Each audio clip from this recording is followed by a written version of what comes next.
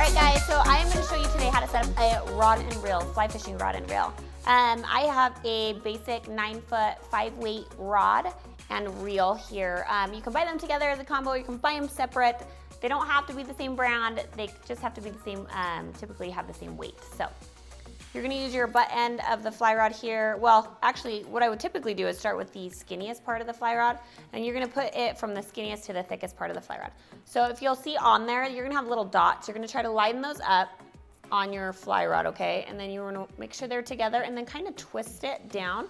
So those two little lines on there will line up for you, okay? Because when your fly line goes through, you wanna make sure it goes through all these guides and it's all even, or you're gonna have a hard time casting. So, and just for purposes, since I'm indoors, this whole fly rod is gonna get too long, so I'm not gonna do the whole thing, but typically you would put that on there. So, pretend this whole thing is set up right here all together, the whole fly rod.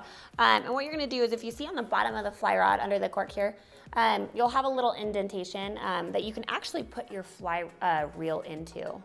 So I will do that right there. And there's actually another one on the bottom down here, and you can see these little guys right here will screw. And there's another indent, you're gonna wanna put that on the bottom there, slide it up until it's nice and snug, and then you're just gonna spin this bottom little screw until it's nice and tight.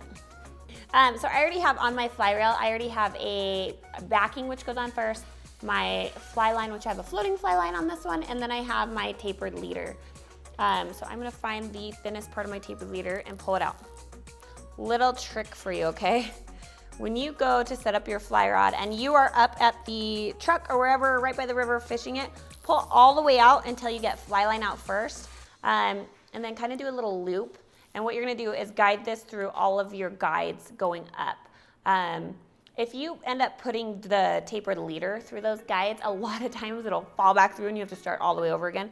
So again, just take this little floating fly line right here and you're gonna go through the little guides on your fly rods. Again, all those little lines are lined up. Typically I'll set this on the bed of my truck and then do the entire fly rod, but as you can see, that's kind of how I would do it. And I pull it all the way through the tip of the fly rod, and then you're gonna be set and ready to roll.